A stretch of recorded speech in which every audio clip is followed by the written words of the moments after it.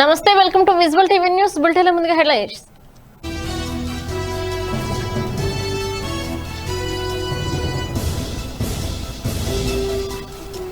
పక్కాగా పనిచేస్తుంటే విమర్శల, విపక్షాలపై మంత్రి ఈటల ఆగ్రహం.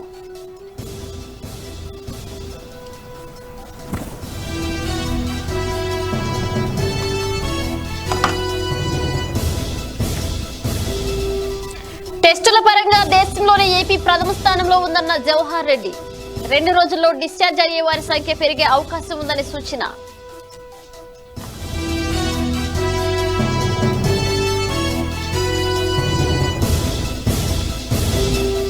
చంద్రబాబు దురుద్దేశంతోనే విమర్శలు చేస్తున్నారన్న బుగ్గన రాజేంద్రనాథ్. కరోనా నియంత్రణకు సీఎం జగన్ నిరంతరం చర్యలు చేపడుతున్నారని సూచన.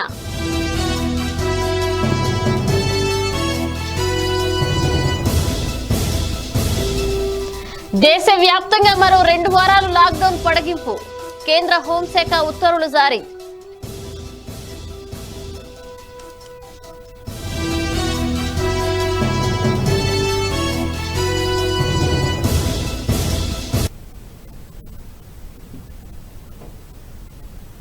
ఇక బులెటిన్ లో డీటెయిల్స్ చూస్తే, రాష్ట్రంలో కరోనా కట్టడికి తీసుకుంటున్న కట్టుదిట్టమైన చర్యలు ప్రతిపక్ష నేతల కళ్లకు కనిపించడం లేదా అని వైద్య ఆరోగ్య శాఖ మంత్రి ఈటల రాజేందర్ మండిపడ్డారు. కేంద్ర ప్రభుత్వ మార్గదర్శకాల ప్రకారమే నిర్ణయాలు తీసుకుంటున్నామని స్పష్టం చేశారు. శుక్రవారం కోటిలోని కమాండ్ కంట్రోల్ కేంద్రంలో ఆయన మాట్లాడుతూ, రాష్ట్రంలో వైరస్ వ్యాప్తిని విజయవంతంగా కట్టడి చేస్తున్న విమర్శలు చేయడం బాధాకరమన్నారు. కరోనా పాజిటివ్ కేసుల మరణాలు దాగేవి కావని, ఐసీఎంఆర్ ఇచ్చిన మార్గదర్శకాల ప్రకారం జలుబు, దగ్గు, గొంతు నొప్పి వంటి లక్షణాలున్న వారిని, పాజిటివ్ వ్యక్తులతో కాంటాక్ట్ అయిన వారిని గుర్తించి నిర్ధారణ పరీక్షలు చేస్తున్నామని వివరించారు.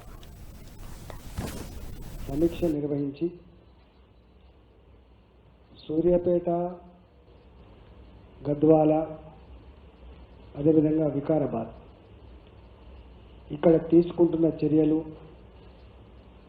అక్కడ ఏర్పాటు చేసిన కంటైన్మెంట్ జోన్లు, ఇతర డిపార్ట్మెంట్స్ కోఆర్డినేట్ చేసుకొని దాన్ని విస్తరించకుండా కట్టడి చేసే విధానాన్ని పూర్తి స్థాయిలో అమలు చేయాలని చెప్పి ముఖ్యమంత్రి గారు ఆదేశాలు ఇవ్వడం జరిగింది. దానికి అనుగుణంగానే చాలా సీరియస్గా ఆ పని కొనసాగుతాం. రెండవది, ముఖ్యమంత్రి గారు గ్రామీణ ప్రాంతాలలో ఉన్న వ్యవసాయ పనులకు విఘాతం కలగద్దు, వాటిని ఐసీగా కొనసాగించేటువంటి పనిని ఎఫెక్టివ్గా ఇంప్లిమెంట్ చేయాలి. ప్యాడీ పర్చేస్ సెంటర్ నుంచి ట్రాన్స్పోర్ట్ కానీ, మిల్లులకి ధాన్యం చేర్చడం కానీ ఇదంతా పగడబందిగా జరగాలని చెప్పి వారు ఆదేశాలు ఇవ్వడం జరిగింది. దాని ప్రకారంగానే అదంతా కూడా స్ట్రీమ్ లైన్ అయ్యి తెలంగాణ వ్యాప్తంగా చాలా జోరుగా ఆ ప్యాడీ ప్రొక్యూర్మెంట్, మేజ్ ప్రొక్యూర్మెంట్ కొనసాగుతూ ఉంది. ముఖ్యమంత్రి గారు ప్రతి రోజు, ప్రతి గంట అన్ని జిల్లాలలో ప్యాడీ ఎక్కడెక్కడైతే ప్రొక్యూర్ చేస్తున్నదో ఎక్కడ గ్యాపులు లేకుండా, ఇబ్బందులు లేకుండా, మిల్లర్లకి రైతులకు ఘర్షణ లేకుండా ఉన్నటువంటి వాతావరణం కోసం ఎప్పటికప్పుడు ఆదేశాలు ఇచ్చి దాన్ని కొనసాగిస్తూ ఉన్నారు. ఈరోజు ముఖ్యమంత్రి గారి ఆదేశాల మేరకి మళ్ళీ మా కోవిడ్ హాస్పిటల్స్ యొక్క పరిస్థితిని పూర్తి సమీక్షించుకొని దాన్ని ఇంటాక్ట్గా పెట్టుకోవడం కోసం ఇవాళ గాంధీ హాస్పిటల్లో 99% పేషెంట్స్ అక్కడనే ఉన్నారు కాబట్టి ఆ హాస్పిటల్ మంచి చెడు. రాష్ట్రంలో కొత్తగా శ్రీకాకుళం, ప్రకాశం జిల్లాలో టెస్టింగ్ ల్యాబ్లు ఏర్పాటు చేశామని, దీంతో మొత్తం 10 టెస్టింగ్ ల్యాబొరేటరీలు అందుబాటులోకి వచ్చాయని వైద్య ఆరోగ్య శాఖ special chief secretary KS Jawahar Reddy వెల్లడించారు. ఆయన మీడియాతో మాట్లాడారు. ఇప్పటి వరకు టెస్టుల పరంగా దేశంలోనే ప్రథమ స్థానంలో ఉన్నామని, 1,02,460 టెస్టులు చేశామని, అన్ని రాష్ట్రాల్లో కలిపి 9 లక్షల టెస్టులే నిర్వహించారని వివరించారు. జనాభా ప్రాతిపదికన చూస్తే దేశ జనాభాలో రాష్ట్ర జనాభా 4% కంటే తక్కువ. టెస్టుల పరంగా అత్యధికంగా 12% టెస్టులు మన రాష్ట్రంలోనే నిర్వహించామని పేర్కొన్నారు. శుక్రవారం వచ్చిన 60 పాజిటివ్ కేసుల్లో 57 పాత క్లస్టర్లలోనే వచ్చాయని, 3 కేసులు కొత్త క్లస్టర్లలో ఉన్నాయన్నారు. 2 రోజులు డిశ్చార్జ్ అయ్యే వారి సంఖ్య గణనీయంగా పెరిగే అవకాశం ఉందన్నారు జవహర్ రెడ్డి.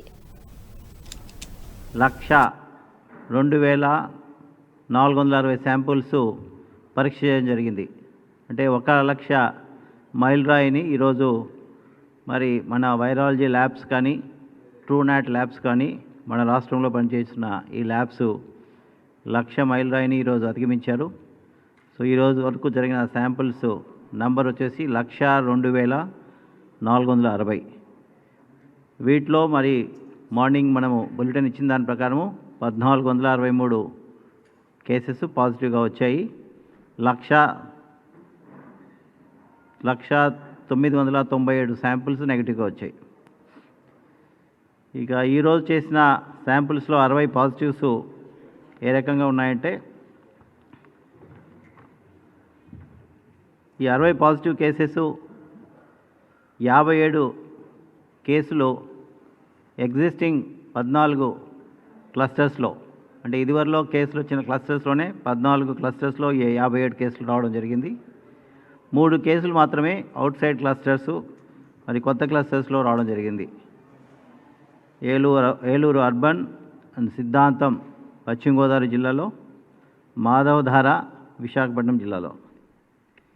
ఇక మనం రాష్ట్రంలో ఉన్న కేస్ లోడ్ చూస్తే ఉండే 1,463లో 1,047 అంటే 1,047 కేసులు 4 జిల్లాల్లో ఉంది. సుమారుగా 72% కేసు లోడు ఈ 4 జిల్లాల్లో ఉన్నాయి: కర్నూలు, గుంటూరు, కృష్ణా, నెల్లూరు. వైసీపీ ఎమ్మెల్యేలు నేతల వల్ల ఏపీలో కరోనా వైరస్ విస్తరిస్తుందని టీడీపీ నేత బోండా ఉమామహేశ్వరరావు ఆరోపించారు. శుక్రవారం ఆయన మీడియాతో మాట్లాడుతూ సీఎం జగన్ అధికారంలోకి రావడంతోనే రాష్ట్రంలో వ్యవస్థలు కుప్పకూలాయన్నారు. ఏడాదిగా రాష్ట్రంలో ఎవరూ సంతోషంగా లేరన్నారు. లాక్డౌన్ పూర్తయిన తర్వాత కార్మికులు, పేదల కోసం ఉద్యమిస్తామని ఆయన స్పష్టం చేశారు. జగన్ అధికారంలోకి వచ్చాక ఆంధ్రప్రదేశ్ రాష్ట్రానికి దరిద్రం పట్టిందని బోండా ఉమా విమర్శించారు.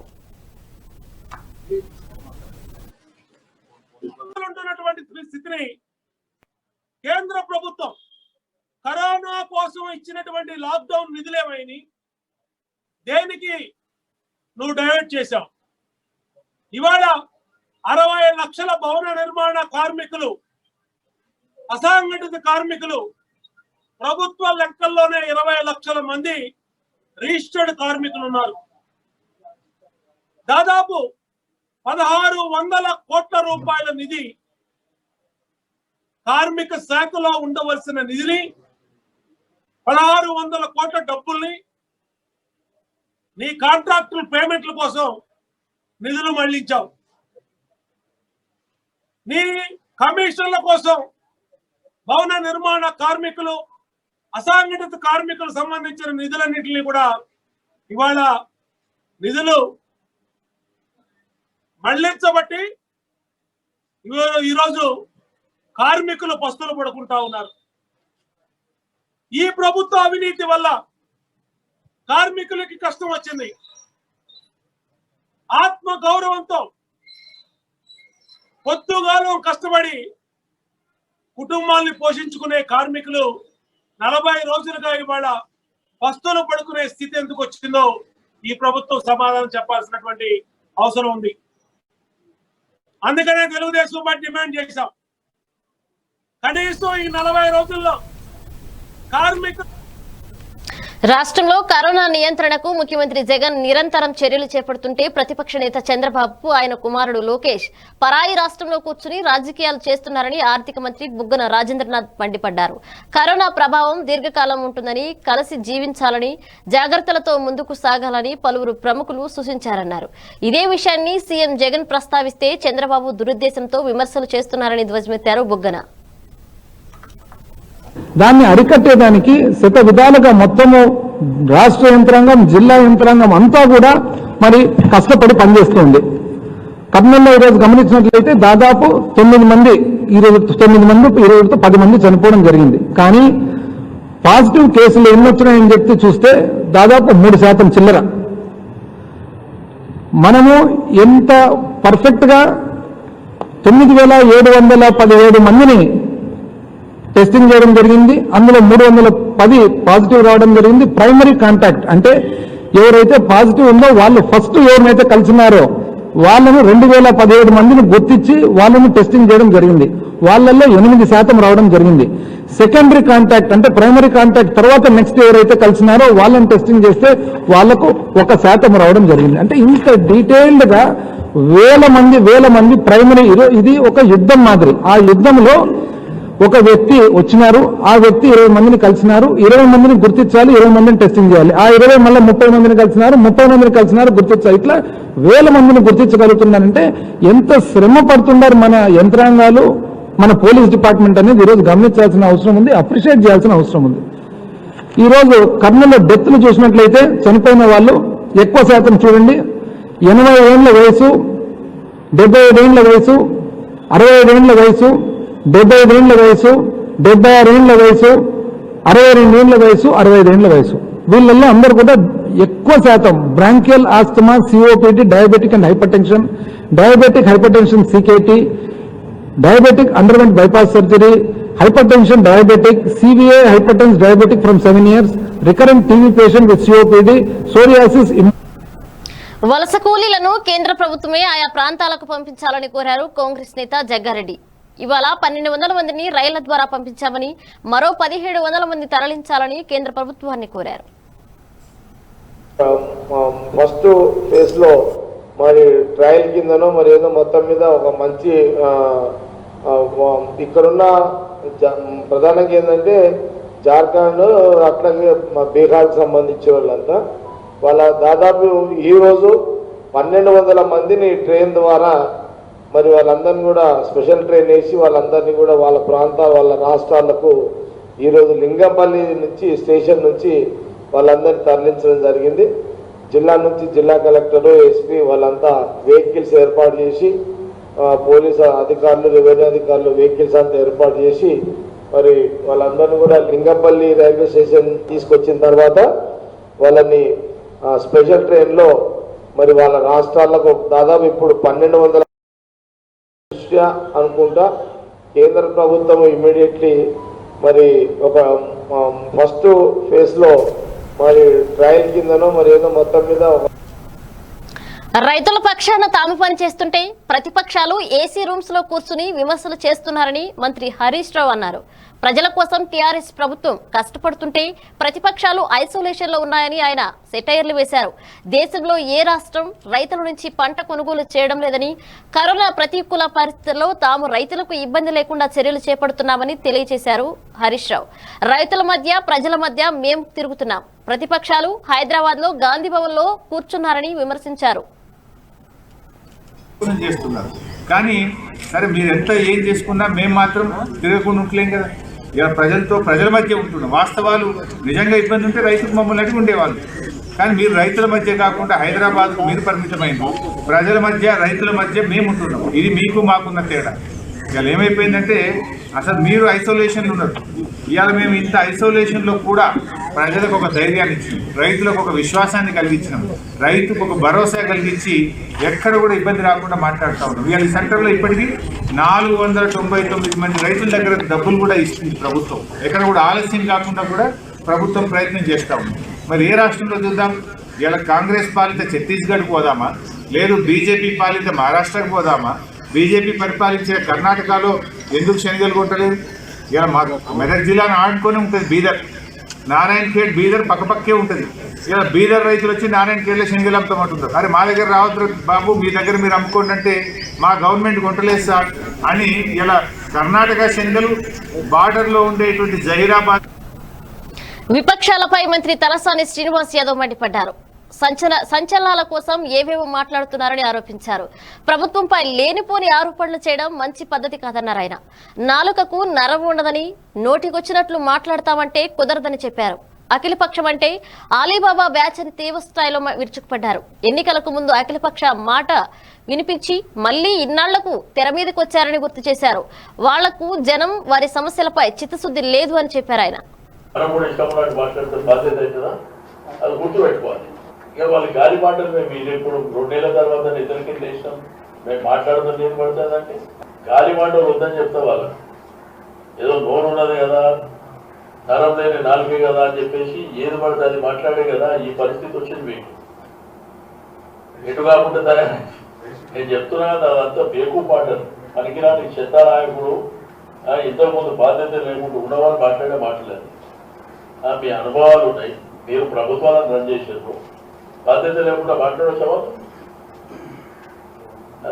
ఇప్పుడు 12 కేజీలు రైస్ నుంచి 1500 రూపాయలు అంటే మేము సఫిషియెంట్ గా నిత్యావసర గ్రాసరీ ఏదో కొంటున్నాం, మేము కూడా కొంటున్నాం కదా.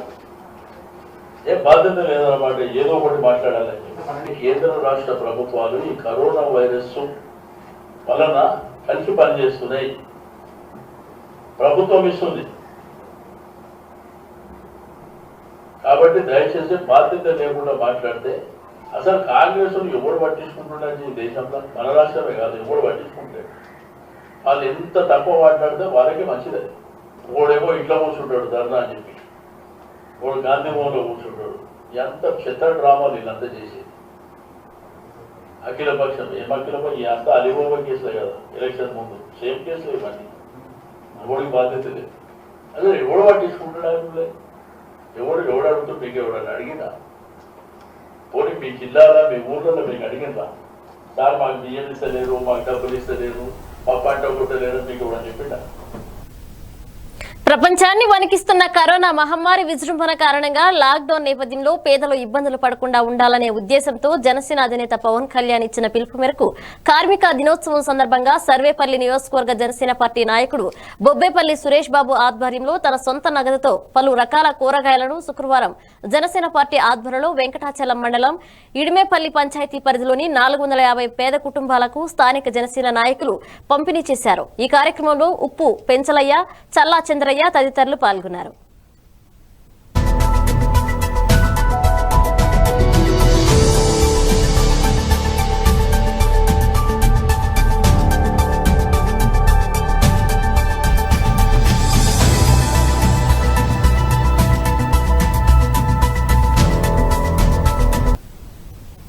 దేశంలో కరోనా మహమ్మారి రోజు రోజుకు విజృంభిస్తుంది. ప్రతిరోజు వందల సంఖ్యలో పాజిటివ్ కేసులు నమోదవుతున్నాయి.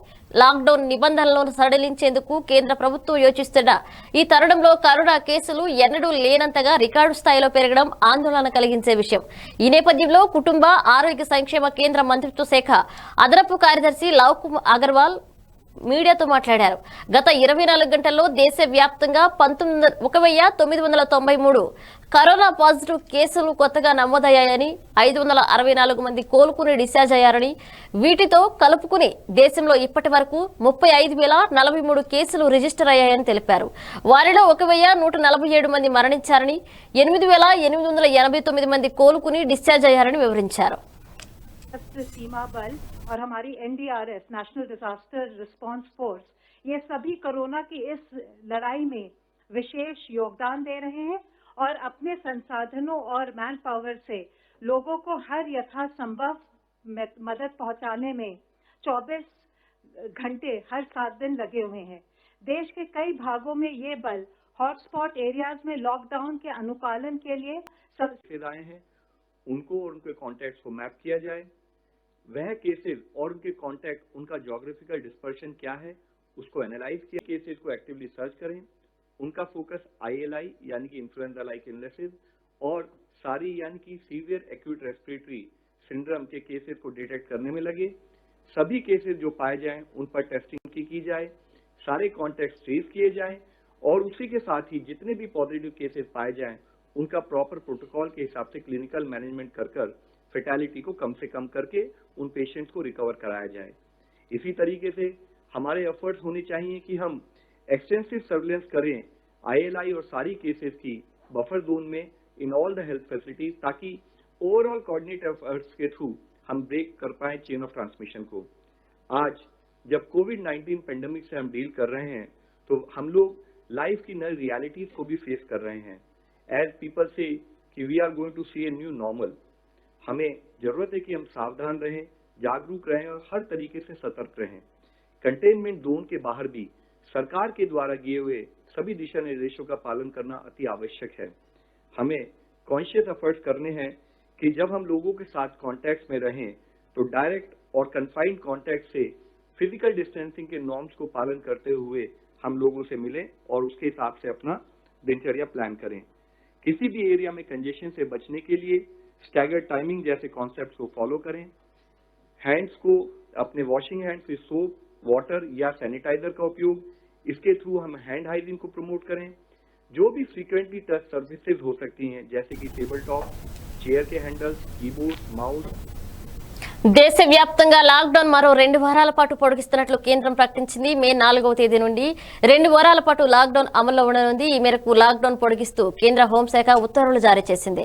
రెండో దఫా లాక్డౌన్ గడువు మే 3తో ముగియనుంది. ఈ క్రమంలో కేంద్ర హోంశాఖ లాక్డౌన్ ను పొడిగిస్తూ నిర్ణయం తీసుకుంది. కొత్త మార్గదర్శకాలను కేంద్రం జారీ చేసింది. దేశవ్యాప్తంగా విమానాలు, రైళ్లు, మెట్రో సర్వీసులు, అంతర్రాష్ట్రాల మధ్య రాకపోకలు, పాఠశాలలు, కళాశాలలతో పాటు శిక్షణ కోచింగ్ సంస్థలపై నిషేధం విధించారు. హోటళ్లు, రెస్టారెంట్లు, సినిమా హాళ్లు, జిమ్లు, స్విమ్మింగ్ పూల్స్, స్టేడియంలను మూసి ఉంచాలని ఉత్తర్వుల్లో పేర్కొన్నారు. అన్ని ప్రార్థనా స్థలాలు, పబ్లిక్ ఈవెంట్లను రద్దు చేశారు. రెడ్ అండ్ గ్రీన్, ఆరెంజ్ జోన్లలో కొత్త మార్గదర్శకాలు జారీ చేసింది కేంద్రం.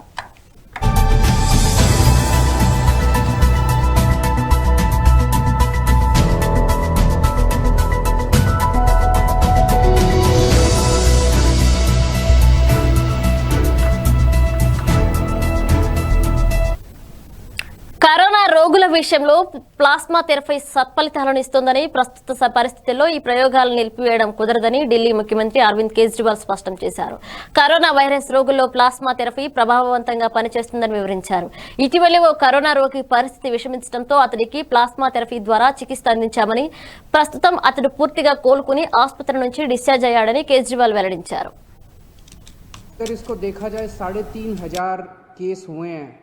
तो एक मन में ये आता है कि दिल्ली के अंदर केस बड़ी तेजी से बढ़ रहे हैं, लेकिन दिल्ली में हम जम के टेस्ट करा रहे हैं। आज दिल्ली के अंदर हर 10 लाख की पॉपुलेशन पे लगभग 2300 टेस्ट हो रहे हैं। अंग्रेजी में कहते हैं पर मिलियन पॉपुलेशन पे 2300 टेस्ट हो रहे हैं, जबकि पूरे देश का एवरेज जो आंकड़ा है वो है लगभग 500 के करीब का। तो पूरे देश में 500 के करीब टेस्ट हो रहे हैं, जिसके अगेंस्ट में 2300 टेस्ट दिल्ली के अंदर हो रहे हैं। इस वजह से दिल्ली में केसेस की संख्या ऐसे लगता है जैसे काफ़ी बढ़ती जा रही है। लेकिन एक पॉजिटिव इसका ये है कि हमारे लोग इन्फेक्ट होके ठीक होके जा रहे हैं। 1100 लोग ठीक होके चले गए, और भी मैंने आज पता किया था अगले आने वाले चंद दिनों के अंदर और भी कई लोग अपने अपने घर ठीक होके जाने वाले हैं।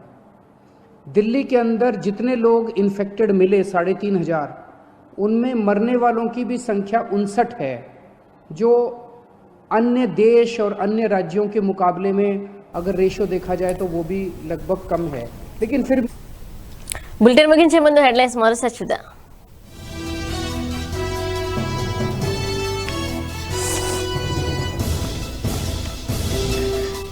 పక్కాగా పనిచేస్తుంటే విమర్శల, విపక్షాలపై మంత్రి ఈటల ఆగ్రహం.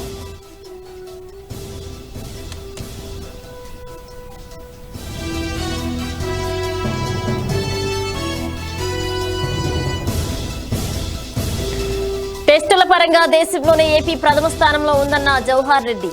2 రోజుల్లో డిశ్చార్జ్ అయ్యే వారి సంఖ్య పెరిగే అవకాశం ఉందని సూచన.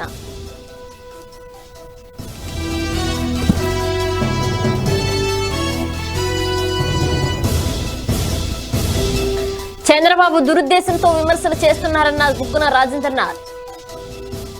కరోనా నియంత్రణకు సీఎం జగన్ నిరంతరం చర్యలు చేపడుతున్నారని వెల్లడి.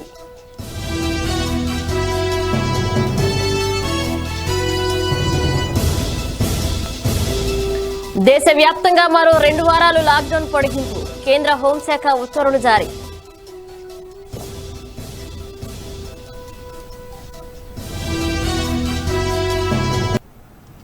ఇవి bulletin updates. Keep watching visual TV news. నమస్కారం.